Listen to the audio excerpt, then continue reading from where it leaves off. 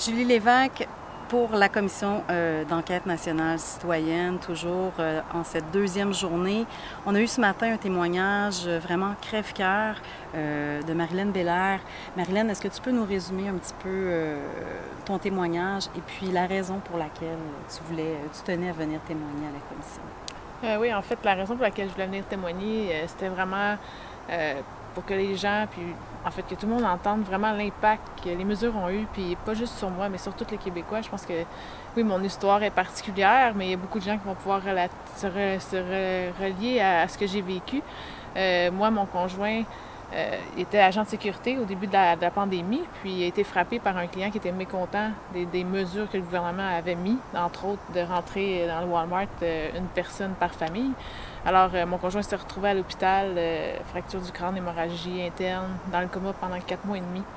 Et avec les mesures qui étaient en place, la première nuit, je n'ai pas été en mesure d'aller le voir. On m'a mentionné que je pourrais seulement le voir s'il mourait. Le lendemain, on s'est excusé. On m'a permis d'aller le voir seulement avec mon beau-père. Puis par la suite, pendant les 4 mois et demi, ça a été in and out. Là. Des semaines, je ne pouvais pas du tout retourner le voir. Les règles changeaient continuellement. Les règles changeaient continuellement. On était tout le temps en mouvement dans ces mesures-là. Ma belle-mère n'a pas pu y aller pendant le premier mois et demi. Mes enfants, puis les frères et sœurs de mon conjoint Philippe, ça leur a pris. Ils ont pu une fois le voir à l'hôpital. Et tu as 5 enfants. Donc oui, j'ai 5 enfants, donc c'était particulier. Puis même eux autres, des fois, me demandaient, coudonc, est-ce que tu nous mens, maman, es-tu mort? C'est juste que, c'était très dur à leur expliquer, même à leur âge. Puis ensuite, quand ça a été temps aux soins palliatifs de lui dire au revoir, c'était des mesures de 2 visiteurs maximum par jour. J'ai expliqué à l'hôpital, j'ai dit, j'ai 5 enfants juste là en partant, on vient de prendre 3 jours. Les frères et sœurs, les parents, j'ai dit c'était inhumain là, ce qu'on nous demandait pour dire au revoir à quelqu'un qu'on aimait. L'hôpital était quand même très flexible, malgré qu'il y a eu des patients, il y avait du monde qui... Il y a de la jalousie. Oui, c'est chez ça. Les autres Puis patients. la pression sociale n'était pas facile. Puis c'était un règne de peur un peu, là, de où on se fait surveiller. Ensuite de ça, il y a eu les funérailles aussi, de commencer à compter qui vient pas à des funérailles. D'avoir de la distanciation pendant une cérémonie, pas de serrage de bras, pas de donnage, de serrer la main, pas de câlin. C'était vraiment particulier. J'aurais jamais pensé vivre ça dans ma vie, puis encore moins pour mon conjoint, le père de mes enfants. Alors, ça a été une étape assez difficile à vivre. Puis après ça, de vivre un deuil, t'es supposé aller chercher de l'aide professionnelle, c'était même pas accessible. T'es supposé changer de milieu, puis mais comme tu disais, tu as découvert sur le site du gouvernement parce que tu cherchais des ressources et ce que tu as vu sur le site du gouvernement, c'était... il mentionnait d'éviter premièrement l'isolement quand tu vis un deuil. Il m'a pas mal isolé, mon gouvernement. Ensuite, c'était prendre des activités sportives puis de trouver des nouvelles rencontres. On s'entend que tout était fermé, c'était des lockdowns.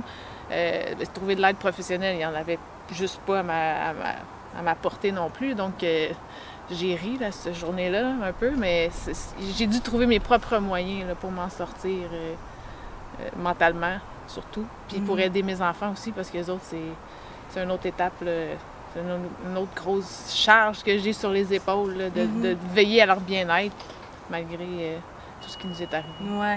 Puis pour les gens qui disent c'est terminé, on a passé à autre chose, tu disais que dans le fond, tes enfants...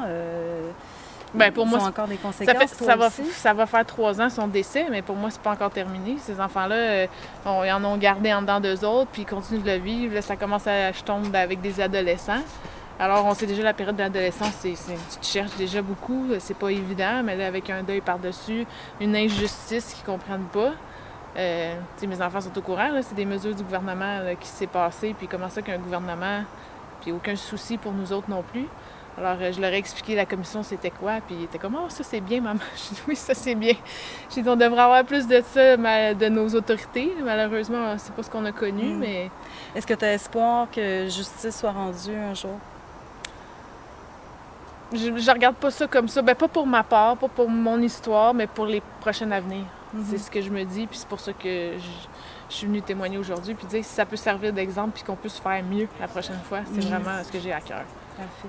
Merci beaucoup pour ton témoignage. J'invite encore une fois les gens à aller voir le témoignage intégral de Marilyn. C'est vraiment un témoignage crève-cœur et c'est pas un 5 minutes qui rend justice à son témoignage de ce matin. Donc, allez voir sur le site de la Commission nationale citoyenne.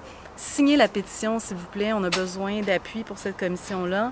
Et puis, bien, si vous en avez les moyens, faites des dons parce que c'est pas terminé. Il y a un rapport qui doit être écrit. Et puis, bien, c'est l'histoire qu'on écrit. Donc, on a besoin de votre appui. Et puis, bien, ça continue. On en est à la 2e journée. Donc, il y aura plus d'entrevues là, qui s'en viennent.